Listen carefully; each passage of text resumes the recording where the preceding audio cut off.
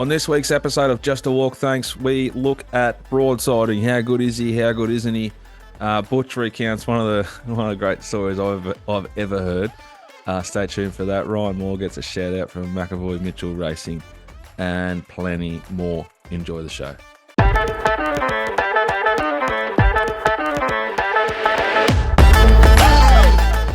G'day and welcome to episode 7 of Just a Walk, thanks, a Bloodstock focused podcast. John O'Reilly, the mailbag Bloodstock's racing manager, is present. John, how you going?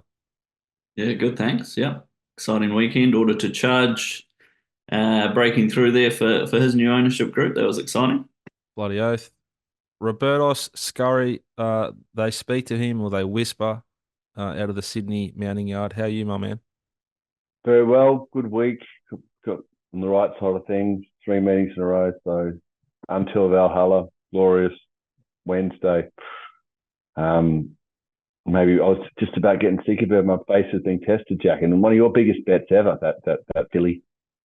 We'll get to her later on. Mickey Gannon, he's the hardest working man in racing media. He's with us. How's your week been, Mickey? Top of the world, mate. Easy to be up and about when we're finding winners.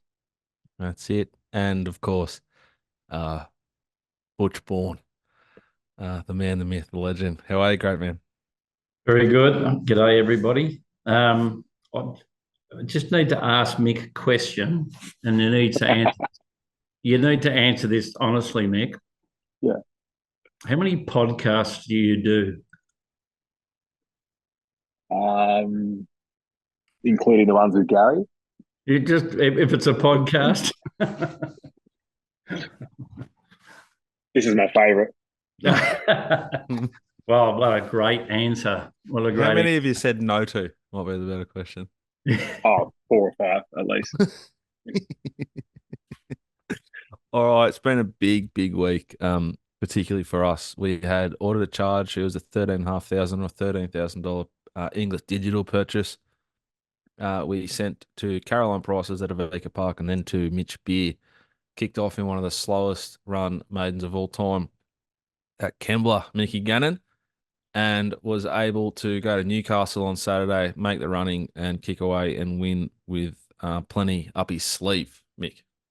Yep, full credit to Mitch and the team down there. We found that race. We nominated him for Nowra, and then found that race. We thought that might be a bit weak, so we nominated him there, and the race came out pretty weak. And we thought, well, it's a good place to go. Blinkers on. We're not going to take any chances. Straight to the front. Really good win. Good find by yourself and Jono as well. But yeah, really good. I think the horses will go on and win a few more races. As Rob sort of said, the further they go, the weaker they get. Did a bit of hand timing, and that last 600 was pretty good considering how wet the track was. So the data will come through, but no, really exciting. Good to see get a winner for Mitch. Work closely with him, and it's just great with some really good owners as well. That data will come through probably the next couple of days, and our owners in order to charge will get a detailed review of what happened and how that went versus the day and where that sort of places him moving forward. Jono kicked us over $2 million in prize money. We haven't been around for that long, so I'm pretty proud of that. And I think you'd be pretty happy with yourself too. You found that horse. You liked the Another Will form. Big week for you. Great, man. Yeah, it was good. Yeah, took over the 2 mil was exciting. Averaging just over 11,500 per race that we have a horse running. So that's a pretty good stat in itself.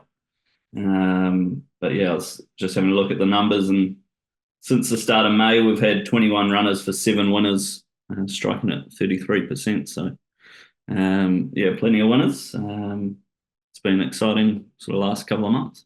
Had a couple at the jump out see this morning that might add to that. Don't know if Yeah. I'll get there by May or by the end of June, but they will be very hard to beat when they do get there.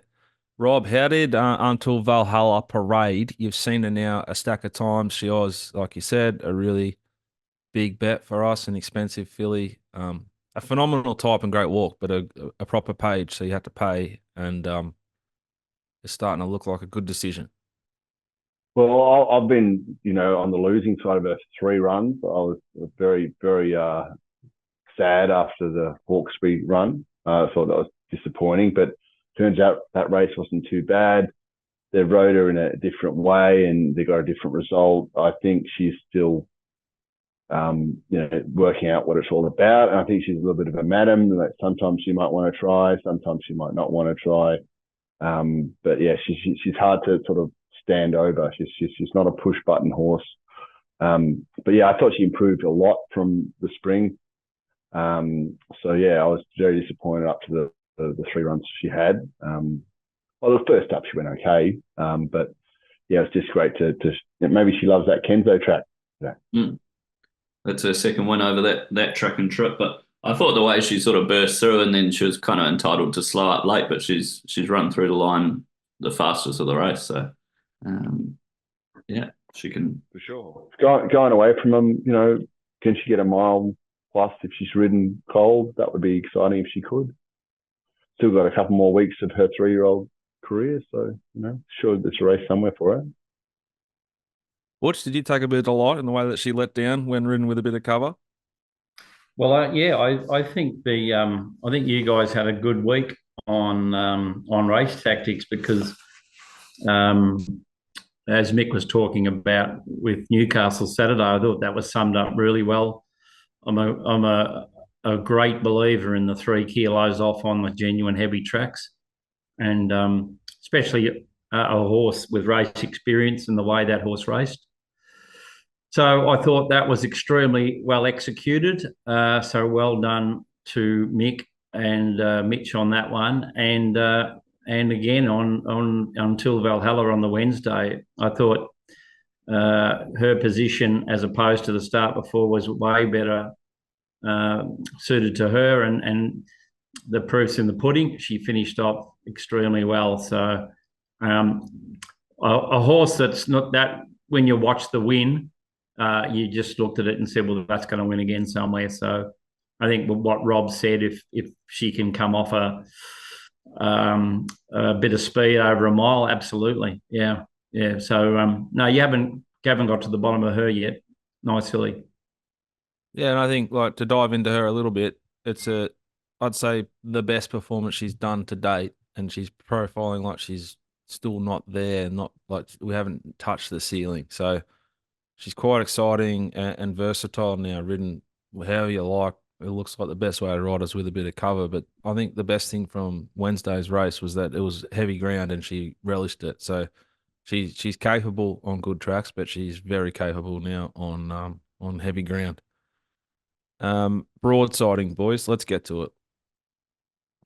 Butch and I think predominantly, maybe Gano came with us, said, hey, everyone just stay calm. It's just it's I just definitely did. 1,400 meter race in Queensland. He's backed it up to 1,600 and put away a Group 1. I'm doing the Dr. Evil 66.99, a Group 1 up there in Queensland. Where are we at now, boys? I had a look at the numbers. It's hot, too darn hot too, which calm down, Scary. We know you and Butch were all over the too darn hots before anyone else was, all right? Full credit to you both there. I had a look at the numbers this morning and highly respect Daniel O'Sullivan. So he's posted a figure of 103 for that particular race. And then he's tried to draw a line through Animo and broadsiding for 2-year-old figures around the 100. Is that right, Mick? Have I got that right? About 100 right. Each? Yep. So I think, but if you look at the patterns, and I think that's what I was alluding to last week or the week before, is that he's a late developer who's shown a liking for soft ground. And if you look at the overlay from Animo's race career, he got out there in October, had his first run. He won in November. He competed the Blue Diamond Golden Slipper Path, carried on after that to the other races, other sires, etc., and came back as an elite 1,600, 2,000 metre horse. Don't tell me State of Rest beat him in the Cox Plate because I won't hear of it. Oh, Yeah. I knew I loved you. Yeah, no, that was cruelty. So I think he's still got a way to go, and it's probably putting your Kane's corn hat on, saying, is he, how good is he, how good? But I do think that I'd just be cautious with him. I've still got him as a good horse. I just Was haven't. it? Well, you go first, Mick. I'm ready to go. I think Converge would be a horse that's, maybe a similar sort of profile, winning a couple Group Twos at a certain distance range. And then there's plenty of others that have sort of gone up there. One JJ Atkins that have won very impressively and haven't been outstanding beyond that. So we're not a betting podcast per se. You wouldn't go anywhere near backing this horse for a Fox play at this point in time. But what he's done is fantastic. He only beat them, and he can only beat what's in front of them. In saying that, the horses that he beat, I think one of the was a Bestow who finished second. I think might have beaten Bit of Creek. Bit of Creek. Bestow third. Yeah, only won a maiden last start, albeit has some form before about. Sorry, Rob. I backed after the Champagne. I backed Animo at $13 to win the Cox Plate, and he got robbed in that. I had Craig Williams on my side, and it was still not good enough. Oh, you got jammed in the Danusta like 3 or 4 times there because you watch the race and you're like I thought it was a complete moral, and then like Craig had to get into him at like 1,000. I thought, oh fucking hell, I'm wrong. Yeah. And then hang on, here comes the champ. Then you watch it and you think, oh, I thought we got the photo. Then we didn't. Then you watch Head On and you see Johnny Allen in a state of rest just roll right on top of him, and you think, oh, this will be okay. We're fine. And then you think, we've got Craig as well. Like, it's Craig versus John. They won't even understand what John's saying half the time. We've got Craig. We're going to be sweet. Then 45 minutes later, we got jammed right in it. Has there been a worse protest decision? No. There's another one I've been on the wrong side of. John Hawke said Viscount when Sunline tried to savage Northerly. He should have won in the Cox Plate too on protest. It was like third against Perth or second against Perth, but that's a pretty famous one that probably should be upheld. John Hawkes will tell you forever that it's disgrace, absolute disgrace, the decision. But back to broadside, and this is where like I respectfully disagree with like old school ratings. This horse gets a good number because it's a Group 1. Yeah. Not because of what he's actually done. That was going to be my question, Dicko, was how do they derive at the rating? So, like I said, I respect Daniel O'Sullivan because he usually projects quite well in what he says and does. I mean, like I said, form overlay to Animo, it's a totally different profile, isn't it? Oh, it's like, I don't know, it's like comparing. This horse is not Animo. It will never be Animo. It will be my confident take on this. Like really confident take on this. I cannot wait till this horse comes back to the races next preparation, and I hope that good opportunities present to bet heavily against it, because I don't think it's that good. I think it beat up on below average horses. The overall times, Animo's. So I'm a punting form starting point to an opinion on a horse. So when we're buying trial horses, that's how I'm doing that. Animo was running like almost like 10 lengths above the all average for a horse and obliterating the class average for the races he was in at his like third start. Broadsiding has like just gone past it 3 times of his race career so far. Now, he hasn't seen races where he's asked to be aggressive and has to be put into a race on a tempo yet. And that does affect your punting form, all average benchmark. So the horse has that on its side, no doubt. And an old school rating has a lot of things in it, not just like the grade of race. So I'm not knocking it. I'm just respectfully going left when they're all going right. I think this horse is severely overrated, will be massively overrated in the market at its first and second start next prep. And I think it's a huge opportunity if we can find the right sort of horse, hopefully that's second or third up versus this thing returning first up. Couldn't agree more.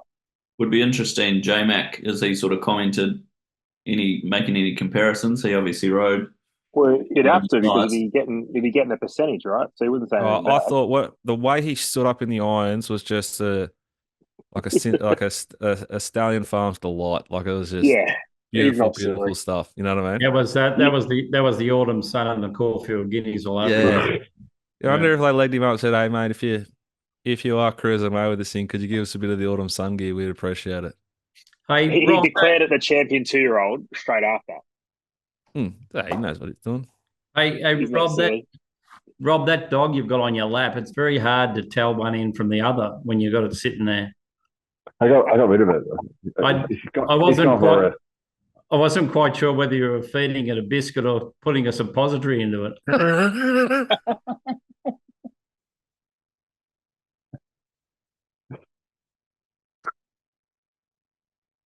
Yeah. Okay. Um, yeah, I just think that it's just like we live in a world of like the racing bubble just thrives on content and having an opinion, and this is the horse to have one about at the moment. It's going to be fascinating when it comes back. I've bbeen wrong heaps. Maybe I'll be wrong here again, but But I can't have you're this not. horse being as good as everyone thinks it is right now. Is it $8 for is that just a Yeah, mark on how kind the futures are? Like Yeah, Animo was well, to put it in $13. context, Rob, for the Cox Plate, like the fastest, like so he went 5.5 lengths below the all average to the 600. He went 7.6 slower than the class expectation for that race to the 600 on Saturday. He'll be going 7 above it Mm. in a Cox Plate. And then the question at is, like, least. is he as good as they say? Can he sustain that tempo and then let down like he's letting down? If he can do that, then yeah, he's a player, but I'd rather see a bit more evidence of that before. Like he's yet to see an even or fast tempo for the class of race he's been in to the 600. And until he does that, I couldn't stamp him as being very good at all. Yeah, one of the complexities is, Rob, when you look at horses and breeds in the mounting yard, like you do, it's generally when you've seen a sire around for a number of years, you see a horse in the yard, you look at his appearance, you look at his stature, and then you make judgments based on previous progeny.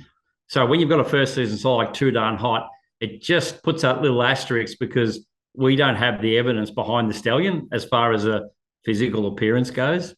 And maybe in another 4 or 5 years it might make a lot of sense to us.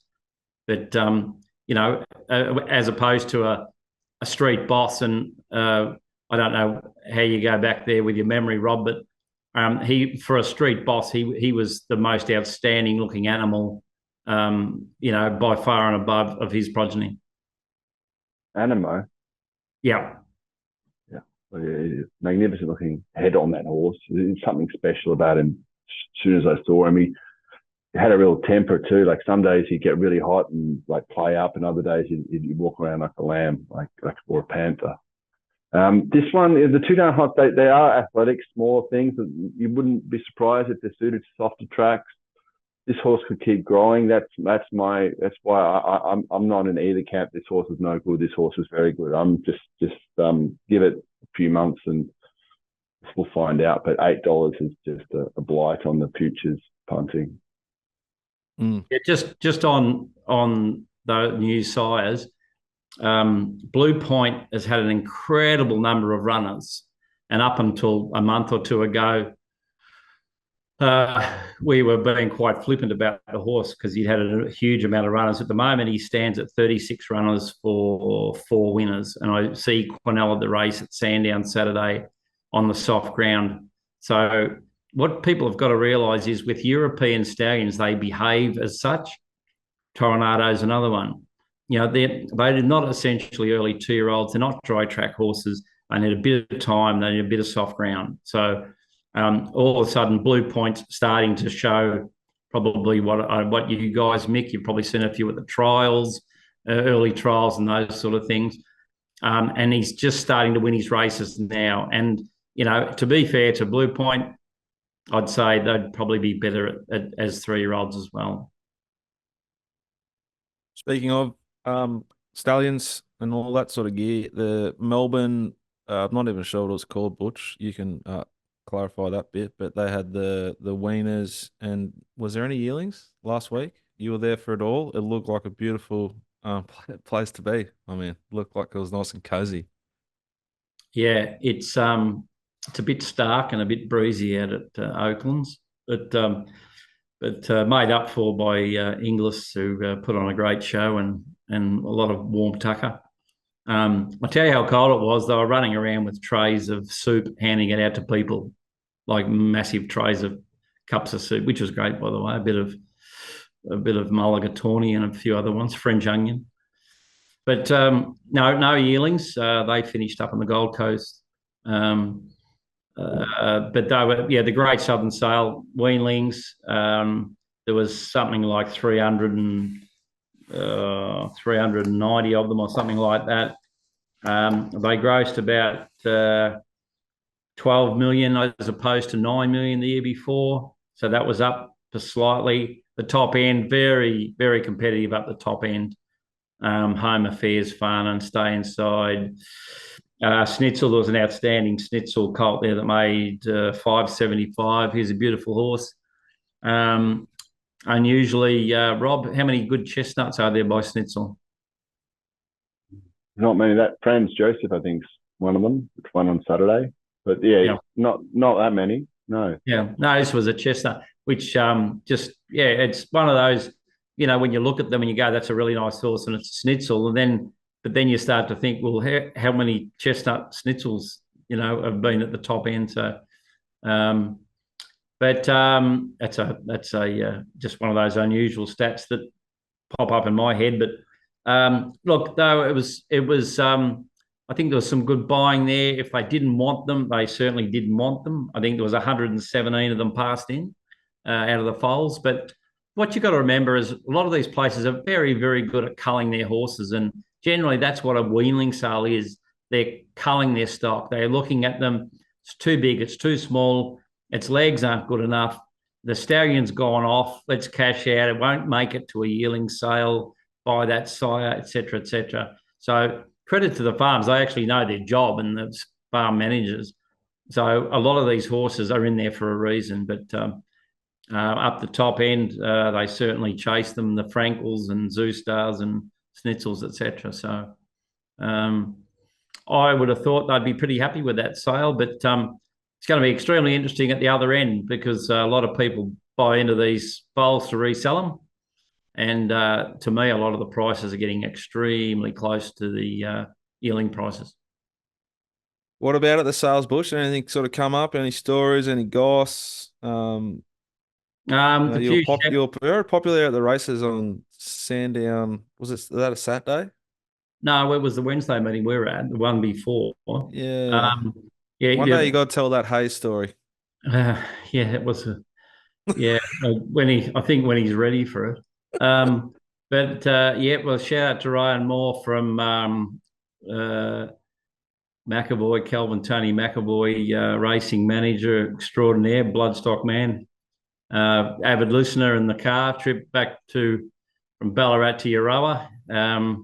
An outstanding seconds player was Ryan. He managed to get into all in brawling. He was the only bloke to probably be on the receiving end of 10 punches to the head, but if you've ever seen his head, nothing happened.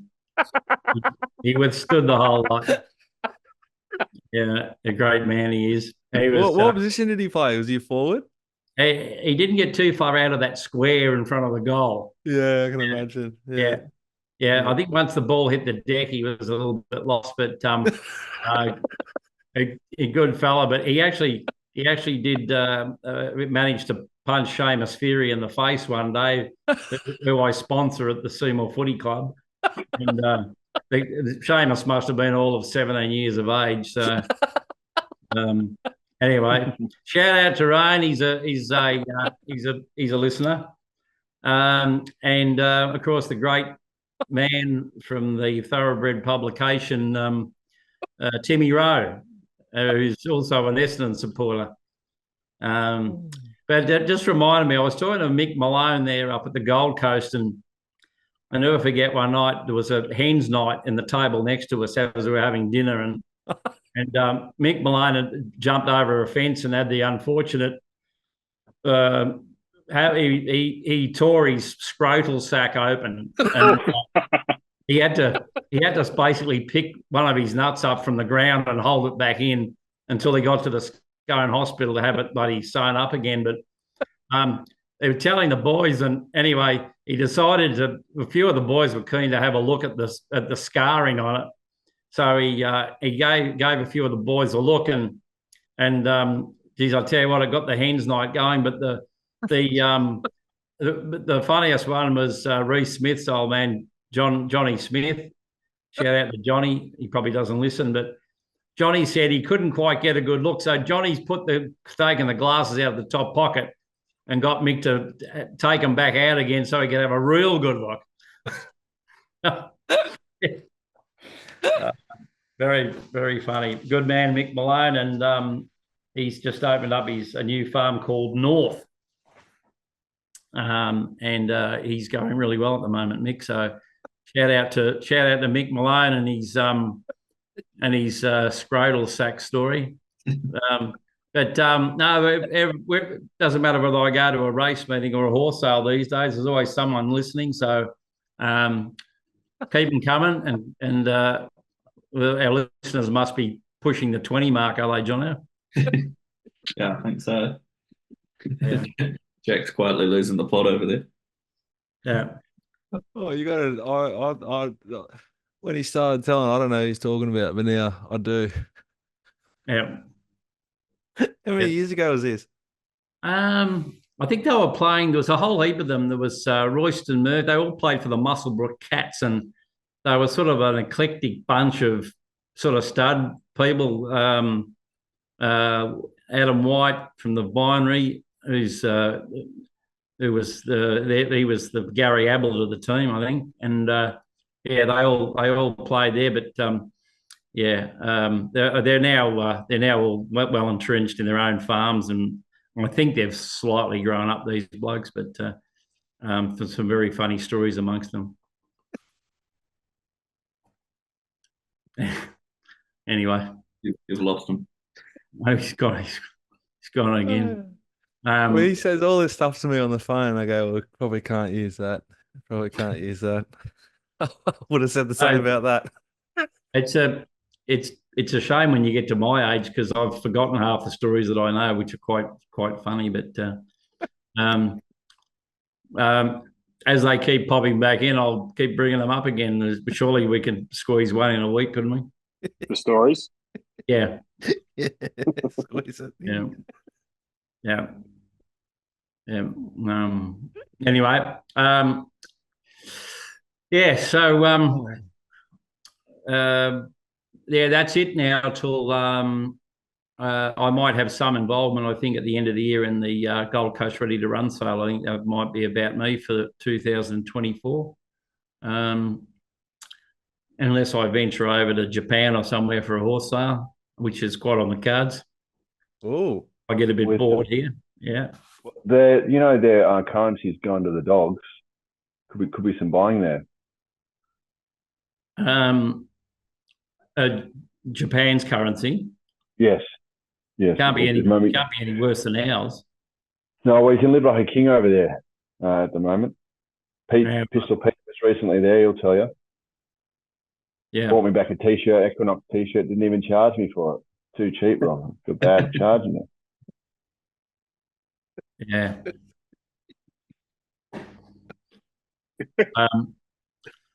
You're not with that dog, are you, Rob?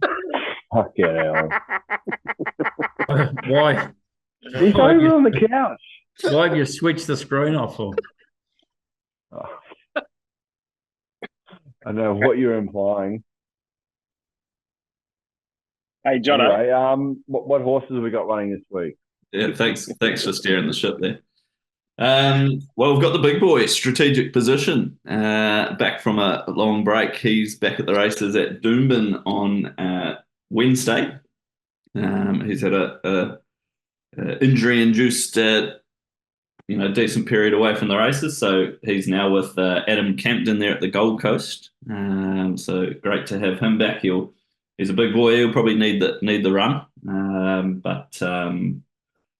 But no, exciting to have him back, especially for the owners. Possibly cruise missile on Wednesday, possibly not. He's drawn the car park. Get back. And we also have likely the return of a Danusta, Yeah. who had one of the great preparations after we bought in. What did he have, Jack? Did he have 4 runs? Maybe no, he had 5 runs. He failed first up, but then won his next 2, including at the Kembla Grange main meeting there. And He then won a ton. He won a ton at Kyneton, like way more than he should have. yeah, that was the Vobus. He won 41.5 for a $50,000 prize money race. And then, yeah, won 82K at his next start, 30 at the next, and 14 at the one after. And then he's gone for a spell. So he's back on Saturday. So looking forward to him returning. Proper Saturday horse he is. Might be getting better. One of the kind of horses Butch likes is it gets better as he gets older, you know? Honest on speed, Zoostar, gelding. But he generally needs the run. He's had 6 first up runs for no placings, but then he's had 5 second up for 3 wins. So he generally needs the run, but he has been trialing well. So wait and see.